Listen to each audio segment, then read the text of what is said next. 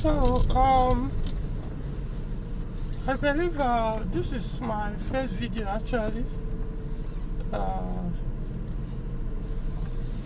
with this car. I don't think I've ever done a video driving this car, so this is the first time I'm doing it. Of course, originally the car had automatic transmission, like most of you know. Oh, by the way, this is Peugeot 407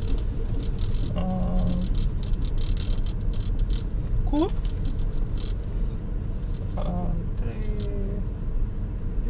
2-door, not 4, not 3, 2-door production. No, not production, 2007 production, that's 2-door vehicle type. So it has an ES9A V6 engine. So the car originally was produced, like I said earlier, with a 6-speed automatic transmission, AMC.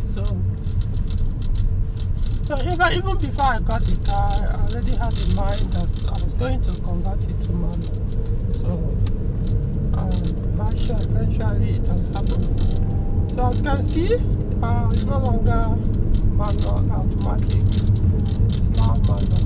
So I started the conversion, or more like this, because it's a project.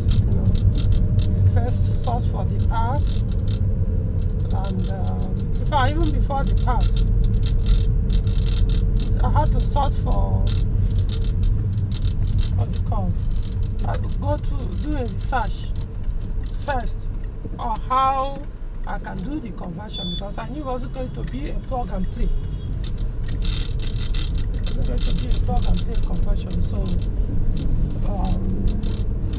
from factory, Peugeot produced 407 Coupe V6 with manual, but they are very rare, not that common. So getting a part for the conversion, I knew it was going to be very difficult. So I was prepared that I was going to do the conversion, not actually using the stock parts. So meaning it wasn't going to be a plug and play. So I will have to figure out, do research on various Peugeot models, which of these manual parts from these vehicles, taking from various of them, that I can use, modify to work with this vehicle. So it took a lot of time. I spent a month or thereabouts on the research, before I now started sourcing the parts. The parts I did it, sourced it from various sellers, even outside Abuja. Like I said, it wasn't going to be a plug and play. So it's about where you find it. So I got the parts and started, but I stopped at a point while I was sourcing the parts, because I knew where that would be the very hard of the conversion, which is the drive shaft, the CV joint. I knew since it's not going to be a plug and play, that one's going to be a very hard, or will be the hardest part of the conversion. So I didn't bother much about it, because I needed to do it when it gets to that stage. I'll not know. Though I would say I ordered, the CV joints, but I knew I may not need it, or probably may end up not using those CV joints that I ordered before the conversion started. So, and eventually I didn't use them. So it got to the hardest part, and I want to use this opportunity to thank one guy from France. Forgotten what's his name, French name, so I'm not sure I can pronounce it well. So all the way from France, he jumped in, and when I got to that stage, I've already done most part of the conversion, started the vehicle, everything worked well, but then Hold on, guys. Let's find out.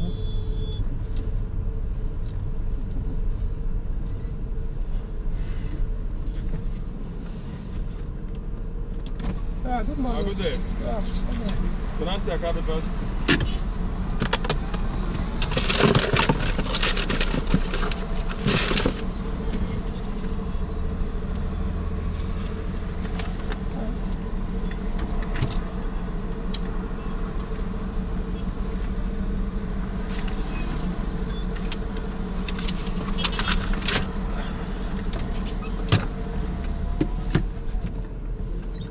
So that went well.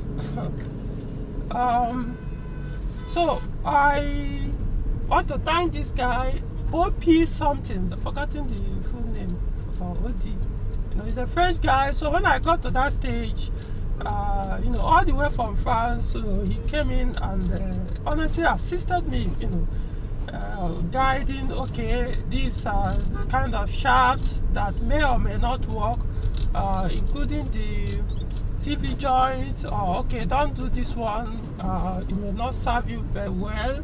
Have you tried this? Have you done that? What about this? You know, we were sharing ideas. I mean, big technical ideas. You know, it actually feels good when you are having this kind of discussion with a technical person like yourself that also understand or may even know more than you do. You know, so I'm thanking him. He was actually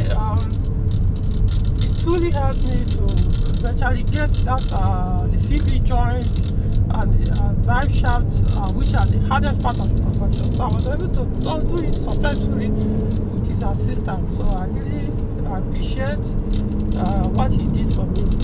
So yeah, the car is moving now, works perfectly well. I actually enjoy this car. You know, so when you had automatic transmission, it's not like it wasn't fast, you know. That was fast, irrespective of the gearbox there. Because the engine is very, very good. There's some performance. I'm not saying it has the highest numbers, you know, but at the time when they were produced, you know, they were doing it their best. So,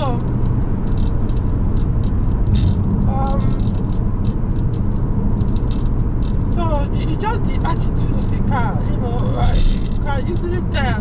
That's as someone who have driven the automatic and manual will know the difference. The way the car will now behaves, the manual, you know, unlike when you had the automatic, controlling the car, you know, it's actually had a lot of performance packages and mostly electronics and the rest, you know. Or, well, I would say it had electronics assistance, you know, to manage the performance, makes it handle much better. In fact, it was the best road handling 407 you can ever do. This 407, I'm telling you, much better. You can't even compare, even with the VC Saloon and Station Wagon that have the other performance package. This is the best in terms of road handling. You know, so but what this manual do is, you know, it will now allow you to also manually, not just those physical assistance, manually also now control the vehicle however you want it.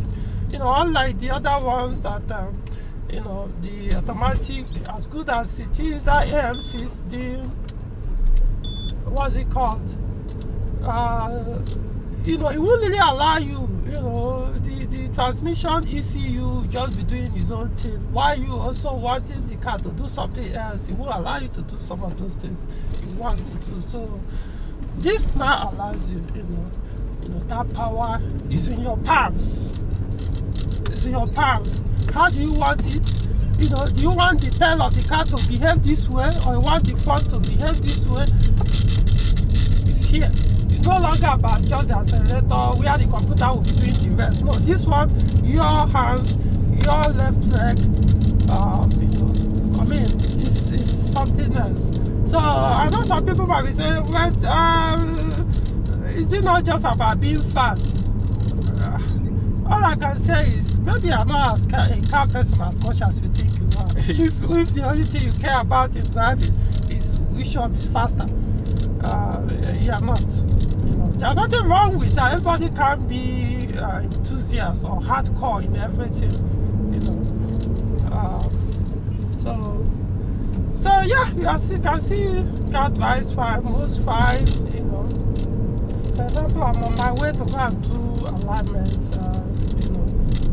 So that the wheels, front wheels, everything will be well straightened and balanced. I'm truly enjoying this car, so I will encourage anybody who wants to do such. You can do it. I've successfully done mine. Would I do it for somebody else? Honestly, I'm not sure, because I'm not, you probably may not be able to afford my charge. You might say, oh, but I'm rich enough, but you may not understand when I charge you what it will take me to do this conversion. Simply being, especially in Nigeria, they don't appreciate, what it actually takes, probably because of lack of understanding. People usually will claim in Nigeria, I'm a car person. But when it comes to stuff like this, conversion that mostly are not plug and play, you tell them the cost, they'll be like, no, how can you do that? It's not just the cost. You have to be a patient person, and also be willing to spend, not using your head, but your heart. You might remember I started this project last year, November last year, and was it November or there? I forgot. So it goes about 2-3 months. All those whiles I was getting past. So when the conversion started, as you are doing, oh, this one didn't match, you return. Some you may not get your money back, because if you don't know the person you are buying from, maybe some of the parts you get may not be from people who have relationship with. I'm talking about past sellers, so they will start bringing all kind of excuses, and probably won't want to pay you back or refund the money back or stuff like that. So what do? Do you want to cripple the entire project because somebody doesn't want to pay the fund? You look for money elsewhere, get the one you want. Like I say, it's plug and play. So you can't say, oh, it must be this that will match when you are buying it. As you are putting it, you are seeing it. Oh, okay, it will work, but not perfectly well. You move for. So you have to spend. For you guys to know, this project consumed about 350,000 naira. 350,000 naira for me to do this project. So you have idea what I'm talking about. So you have to be willing to spend. Then the mental efforts, all the research I did, all the stress going up and down, it actually inspired effort. Trust me, guys, I never regretted any of those things or felt sad while I was moving up and down, doing this, putting this, removing that. I was enjoying it. But then, because I was looking at the end goal, and as I was doing it, I was also learning a lot about the vehicle and how to do such conversion in future. So when it now comes to doing it for somebody else, you have to really pay for that knowledge, and also the stress is going to take me to get it done. Because some of those parts are not actually easily available that I used in doing this conversion. So that's the thing. Meaning, let's assume I tell you, okay, it will cost X, Y, and Z amount. And then in the process of doing it, okay, this one will even match, because we couldn't get the other one, and we thought this would work. And then the person refused to refund the money, the past seller. When you go back to the owner of the car, he will tell you, no, you said this will cost this amount, so I'm not bringing out another money. You start those drama. So that's the thing. That's what I mean. Nigerians don't actually understand. They always look at everything black and white when it comes to this type of stuff. So that's why most of them are left for the hardcore enthusiasts. That's why we do these things. Like I say, it's not because they're cheap, but we enjoy doing them, and at the end of the day, the outcome is forever satisfying. So I'm not so sure I'll do it unless I see a serious person who understands not just the first amount I'll tell you. Even if I tell you 500,000, it may end up going beyond that or a little bit more, depending on until we finish. It was this morning that I actually did the calculation of what I spent. When I was doing, I wasn't calculating anything. I was writing the down, but I wasn't putting any. Okay, how much have I spent? No, I wanted this thing done, and it's done. Now I'm now looked at, okay, this is what I spent, you know. So even if I spend 200 or 350,000 for mine, do you think remember I did it myself? Okay, with my team, we had a team. I you know, we came together and did this. So when I now take up this project like this to do for somebody else, how much do you think I'm going to charge you? 20,000? Maybe joking. You know, so that's what it means to have. Otherwise, just use the automatic and enjoy it. You know, and nothing wrong with that. Oh, I need to enter the pit. Okay, so guys, I'm here at the total station. I want to do the front wheel alignment. You know, oh, the parking aid works perfectly well. So, all right. So, like I said, now you've seen it, and you know, go for what you want. Let me do this before. Go for what you want. You know, a lot of people have so many negative things to tell you about. Why must you convert to manual? Or why must you spend this kind of money just to drive a manual? Why can't... Fuck them. You know you. Don't need any other person to define you or what makes you happy. You know, so do your thing, and that is it. I'm doing mine. This is not my first transmission conversion I've done on my cars. You guys know already. So it's not the first engine transplant I've also done in other cars. So I mean, do you and enjoy this life and see what future holds. Okay, that's all for this video.